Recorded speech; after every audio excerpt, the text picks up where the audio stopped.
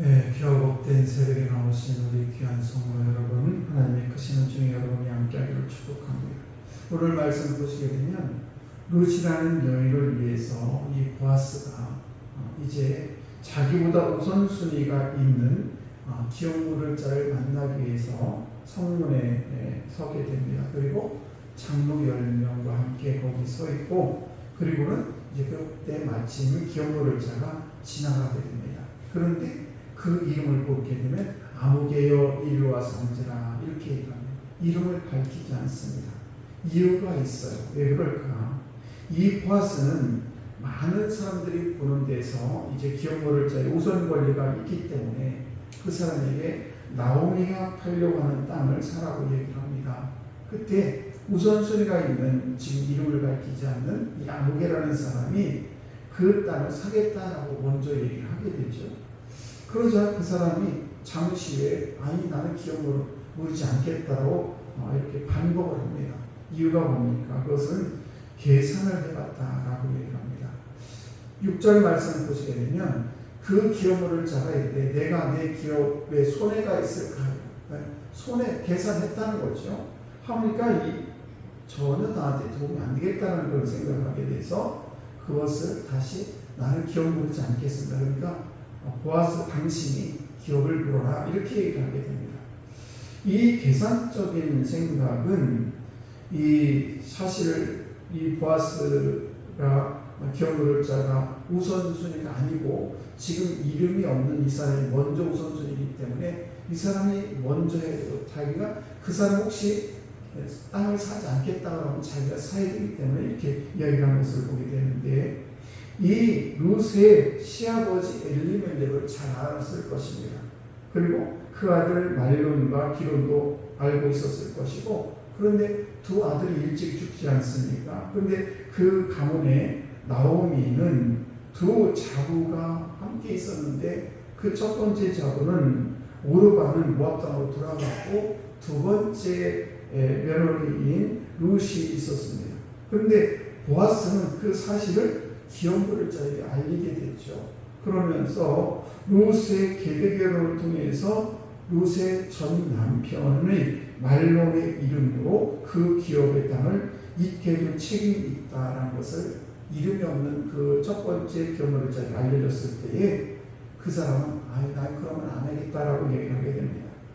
그러면서 이제 이 친족의 모습을 보면서 철저히 계산적으로 사는 사람이 얼마나 힘들고 어려운지를 잘 깨달게 됩니다. 그러면서 그는 이제 자기 권리를 포기하겠다라고 얘기하게 되는데, 무엇을 이름이 없는 그 기업물을 무엇을 잃었는가? 그 첫 번째는 자기 명성을 잃었다는 것입니다. 그도 엘리멜렉의 가문의 땅을 살 수 있을 정도로 비교적 풍성한 삶을 살았던 것을 볼 수가 있죠. 그런데 그 수치스러운 이름이 룻기의 저자가 이름을 밝히지 않고 아무개다라고 이야기를 합니다.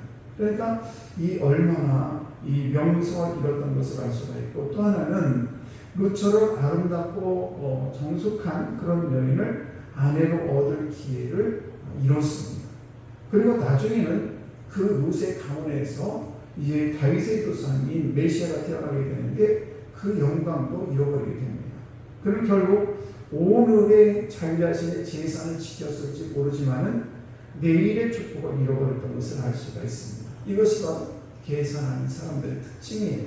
그래서 우리는 하나님 앞에서 약삭빠른 그런 삶을 살아서는 안 된다는 사실입니다.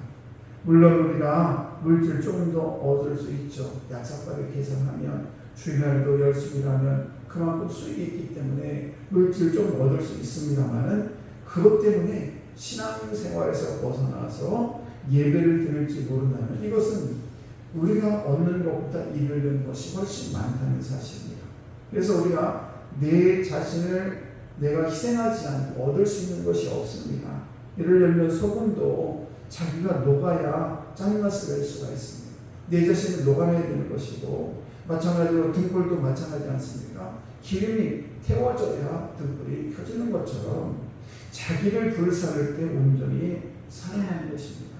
하나님도 계산하지 않고 예수님도 계산하지 않고 우리 모든 죄를 다 용서해 주셨는데 우리는 너무너무 계산하면서 이 세상을 살다 보게 되면 그러면 나는 하나도 불사르지 않고 불빛을 어떻게 얻어보겠다는 그런 마음은 잘못된 생각이죠. 그래서 하나님은 우리의 희생과 헌신과 사랑까지 끝까지 어떤 순수하고 끝까지 겸손하게 원한다는 사실입니다. 우리는 희생과 헌신을 하면서 내게 돌아올 것이 무엇일까? 이렇게 자꾸만 계산하게 되면 희생과 헌신을 할 수가 없습니다. 우리 자녀를 키울 때도 내가 이 녀석이 원하는 나한테 무엇이 돌아올까? 라고 키우는 부모는 아무도 없습니다. 마찬가지로 오늘도 신앙이라는 것은 오늘을 희생하고 내일을 얻는 삶을 사는 것이 바로 신앙생활이에요. 그래서 흘러가는 내가 흘러내리는 그런 존재가 될 때 축복받게 되는 것입니다.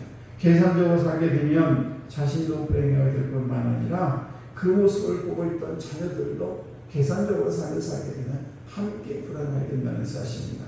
오늘도 헌신하며 살게 되면 자신도 행복하고 그리고 자녀도 행복하게 된다는 것을 기억하시고 항상 나의 이익보다는 하나님의 뜻을 먼저 생각하는 우리 귀한 성도들 되시기를 주의 이름으로 축복합니다.